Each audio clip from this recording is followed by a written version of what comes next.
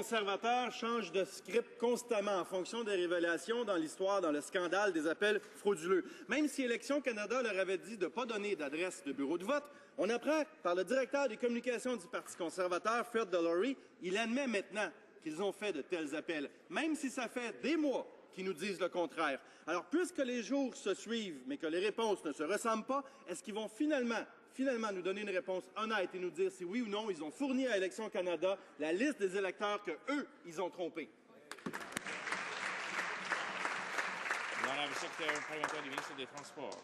Monsieur le Président, je lui ai déjà dit que nous avons, en tant que parti politique, mené une campagne électorale éthique et propre, et nous avons suivi toutes les règles. Maintenant, nous travaillons avec Élections Canada pour savoir ce qui s'est produit à Guelph, mais ce que nous pouvons dire clairement, c'est que notre parti a suivi les règles, contrairement à l'NPD, qui a accepté plus de 300 000 $ en dons illégaux et syndicaux.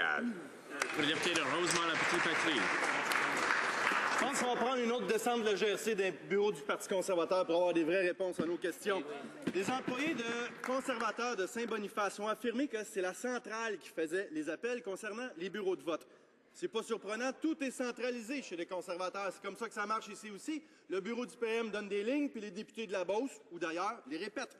Mais revenons à la fraude électorale. Il semble de plus en plus clair maintenant que c'est le parti qui est derrière cette fraude massive. Alors, pour éviter qu'ils refassent le coup aux citoyens et aux citoyennes lors de la prochaine élection, est-ce qu'ils s'engagent à appuyer le projet de loi du NPD pour donner plus de pouvoir au directeur général des élections?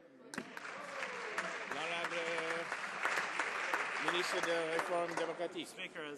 Monsieur le Président, comme je l'ai dit ici, une réforme exhaustive sera présentée en temps voulu. Si le député s'inquiète tant de la loi électorale, il aurait pu s'inquiéter davantage quand son parti a accepté des dons illégaux des syndicats.